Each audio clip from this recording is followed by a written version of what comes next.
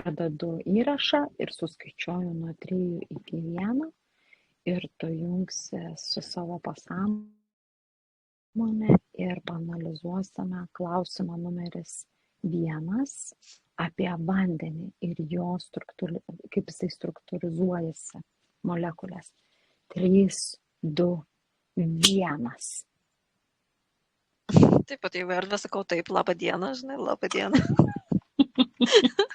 Nežinau, kažkur išėjo. Labą dieną, kažkoks stalo, žinau, kaip kokių mokslininkų susirinkimas būtų, žinai, kažkokia Einšteinai sėdi.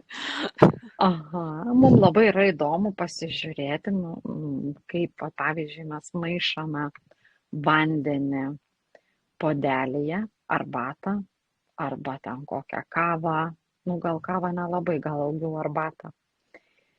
Ir mes norime pasižiūrėti, kaip struktūrizuojasi tas vanduo, tos molekulės, kokie vyksta procesai vandenyje, kai mes maišome, kai jį sukame tokį kaip vorteksą padarome, kaip vijurkiuką. Man pirmiausia rodo kažkokį, nežinau, paimi kažkokį kaip kamolį energetinį elektros, tokį paskui kažkokį paimi, kaip, kai tu kalbi klausi, žinai, užduodami tus klausimus, tai pasima, kaip tavo klausimus atrodo kaip koks vazonas, žinai, iš tų vazonų išima tą žemės su tom šaknėm ir kažkokį kaktusą, žinai, kažkokią tują, žinai. Ir vartų. Ir sakau, šiaip tai pirmiausia, sako, čia nesu elektra susijęs klausimas, eikit į kitą, tipo, kambarį, žinai, siunčia į kitą kambarį. Gerai, į kitą kambarį. Kai pereinu į tą kitą kambarį pas kitą tokį mokslininkėlį ir, grinai, visi kaip Einšteinai atrodo, žinai. Geras. Bet tokį šviesų, žinai, tokiais elektriniais plaukais ir sakau, čia vandens kambarys, žinai, vandens struktūros keitimo kambarys. Jo, ir sako, čia, užeikit, reikia, žinai, moja ranką. Mums įdomu apie vandenį, norim sužinoti. Jo, atsisėdom, tokius kažkokius portfelius pasidėjom, šalia ištraukiam stiklinę, žinai. Nekalbam, sako, kai vyksta eksperimentas, mes nekalbam, mes padedam stiklinę, tada įpila kažkas iš viršaus vandenį ir jisai pradeda įkiša tokią lazdelę. Bandau skanuoti tą lazdelę, gal sidabriniai, žinok, iš sidabrų. Gal sidabrinis šaukštelis turi būti sidabrų lazdelį ir jisai suka. Ir jisai suka prieš palei laikrodžio rodyklę pirmiausiai. Suka, pasidaro vorteksas. Ir tada matau, kai tu padarai tą vorteksą, išsiskaido, žinai, kaip smėlys, kaip, pavyzdžiui, smėlio audra eina ir kaip būna tas tornadas, įsuka, įtraukia, viską toks kaip vakuumas, sutraukia į tą vorteksą ir toks kaip tam vortekse suka, sumakaliuoja, kaip mėsmalė, tokia smulkintuvų, tokia viską, kas tenai buvo susukta. Ir tada paskui taip nukanalizuoja į apačią viską, tas šiukšlės. Ir tarsi jos kaip į kokią juodą skylę, pliupt, sukratau užsidarė. Tas vorteksas nutilo ir matau, vanduo atrodo kitokios struktūros. Ir kokios struktūros? Jis toksai clear, kažkoks užsikrovęs energetiškai. Kažkoks kristalizuotas, nes primena, toks net ragauju, kaip druskuotas vanduo būtų, kristalų toks paveiktas būtų. Geras. Ir kaip papuola į mūsų kūną? Kaip kristalų, sako, prisigėrus būtum, tai sako, tie kristalai atitinkamai ir gaudo tavo kūną atitinkamus elektronus, jonus, kristalus ir kristalizuoja, sako, daro, plečia savo erdvę, jeigu tu jau nenužudai su kažkokia priešinga energija. Kokia ta priešinga energija? Priešingos sistemos polius. Man rodo Red Bullį, sako. Oh my god, net nepagalvojau apie tokią. Atsidarai skarbonkę, jisai išputoja, nes tas gazas irgi pakeičia molekulę, jonizuoja, stimuliuoja, aktyvuoja. Ir tu išgeri dar, kol tie burbulai tenai, blum, žinai, tai tu dar tą visą vorteksą su visom šiukšlėm tom sukeltom į savo kūną supilė ir matau, kad išskaido tuos kristaliukus. Labai greitai pagauna. Tai čia, žinai, ne tik tai tas Red Bullis, bet man eina visi aplamai žmogaus sukurti bele kokie gėrimai. Vadinkim limonadai ir viskas kitkas. Emulgatoriai, sako, pagrinde ir cukrus. Cukrus yra priešingas kristalui. Tai kristalizuotai, pavyzdžiui, druskai, tam jonui kažkokiam negatyviam. Cukrus yra pozityvus kažkodėl, man rodo. Pozityvas?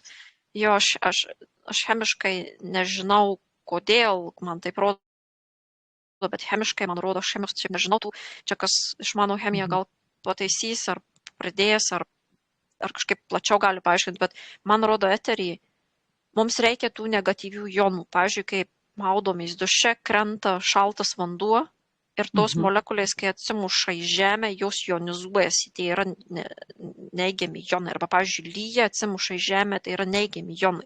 Neigiamas krūvis aplinkui, polis toks susidaro kaip aura, kažkokia apsauginiai, toks burbulas kiaušinis.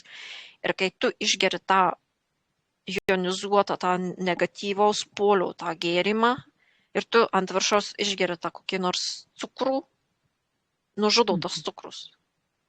Nes jisai yra putojantis, dar aktyvuotas. Tas vorteksas dar jame yra, kol jis gazuotas. Pavyzdžiui, alus irgi turi tą gazą. Taip. Irgi žiauriai daug cukraus turi, cukraus tų molekų. Taip. Aš paskui taip sėdžiu ir pakliuvęs į tą mokslininką ir sakau, gerai, tai čia buvo pagal laikrodžio rodiklį. O sakau, jeigu aš dabar suksiu prieš laikrodžio rodiklį. Jisai taip nusišypsojo telepatiškai, man sako, gerai, pabandykim, pamatysim. Jis jau žino, kas bus, bet jis man leidžia pačiai suprasti. Na, tai dabar sukame prieš laikrodžio rodiklę. Ar tu suki vėl su sidabriniu, to kažkokio tai kaip šaukštelį lazdelę? Jo. Matau, kad tas vorteksas yra kitoks. Jis yra platesnis. Ir toks... Kas vyksta jame? Toks, žinai, kaip tornadas, daugiau kaip blynas toks atrodo, kaip galaktika, galaxy. Tokia susidaro. Ta galaktikos, ta tokia forma, kaip yra galaktikos. Jo, toks blynas daugiau. Ir jisai darosi daugiau paviršiui. Bet jis vis tiek traukia viską iš apačios. Ir man sako, jeigu nori mažiau chaoso sukelt, daryk prieš laikrodžio rodiklę. Jeigu nori, sako, biškį su drama ir prieskoniais, tada sako, pagal laikrodžio rodiklę. Tai reiškia, mums iš tikrųjų geriau fiziniai kūnai, pažiūrėk. Prieš laikrodžio, aišku, kažkodėl man atrodo prieš laikrodžio rodiklę.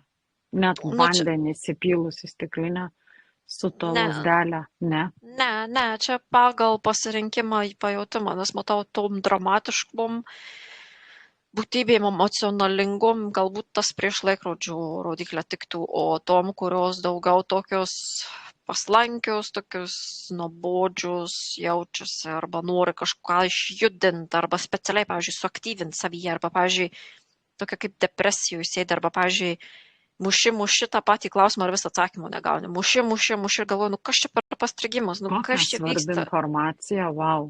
Ir taip susipiliva tavo palei laikrodžio rodiklę ir taip tik viskas pradeda atrodo chaosas sukyla į viršų, čia tik taip pradeda taškytis mėsmaliai ir tik taip pliumpti ir viskas išaiškėjo.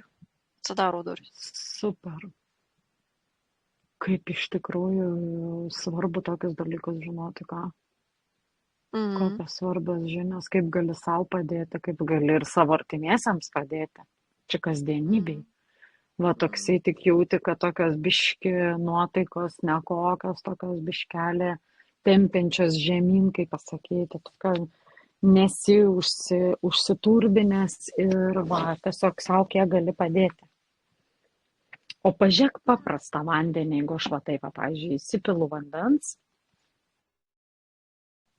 ir, tarkim, išgeriu nieko nedarius ir išgeriu su ta lazdelė pasukusi prieš arba pagal laikrodžio rodiklę. Jeigu tu geri tą vandenį neišsukus, nesuaktyvaus, tai išgeri viską, kas ten yra, ir bakterijas, ir metalus, ir visą brudą, ir ten kokie mikroorganizmai, viskas yra ten. Susipili tokį kaip, jeigu ten buvo, pavyzdžiui, destiliuotas, tai viskas nužudyta, ten toks tik vanduo. Jeigu ten buvo visko pripilta iš kranų, tai viską tą ir susipilė. Pavyzdžiui, jeigu iš butelio, tai visus plastikus ir išgeri ten, kas tus tais plastikais ten yra. Nes Supratau. tas sukinys jis pakeičia tą struktūrą. Jis perkrauna. Taip. O jeigu aš dar įdedu kažkokią tai mintį, savo Tai intenciją užkrauna tą minties, mintį. arba dar žodžio, dar labiau Taip. keičiasi. Nu, mes jau šitą informaciją žinom ir manau, kad klausytojai irgi žino. Gerai, ką dar mums šitas mokslininkas norėtų dar tokio duoti, kokių dar žinių, kokių mes, pavyzdžiui, klausim. Čia jau klauskit, ką norit. Gerai. Kokiu paros laiku? Ar yra skirtumas, kokiu paros laiku? Kada nori gerti, tada ir taip ir daryk. Ar yra, kai yra saulė pakilusi vienaip, kai yra mėnulis kitaip? Ar tavo mintys keičiasi, kai yra saulė, ar tavo, kai mėnulis yra, ar tavo mintys kitokios, ar tavo asmenybė, kai saulė yra viena, ta šviesioji, yra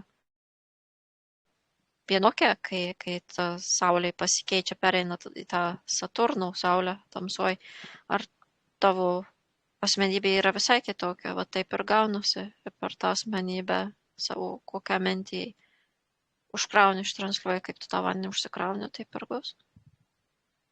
Supratau, ačiū. Trina, žinok, man klausimus. Energija keičiasi su tavim, su tavo vibracija, o ne su saulė ar su mėnuliu, ar su Saturnu, ar su, nežinau, kalėdom, ar Velykom, ar paprasta diena.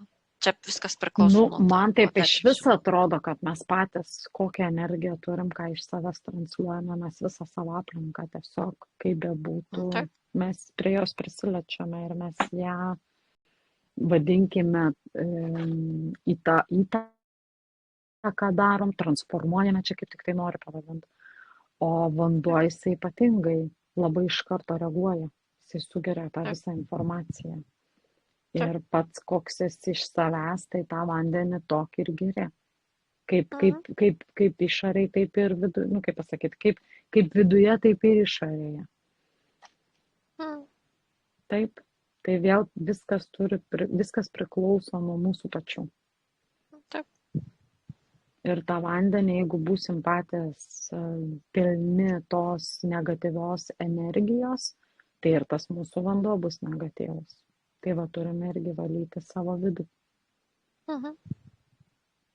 Na, tai kaip ir viskas aišku, man atrodo. Taip. Visi atsakymai yra patys mumise, pas mumis pačius. Gerai, ačiū tau labai, ačiū mokslininkui.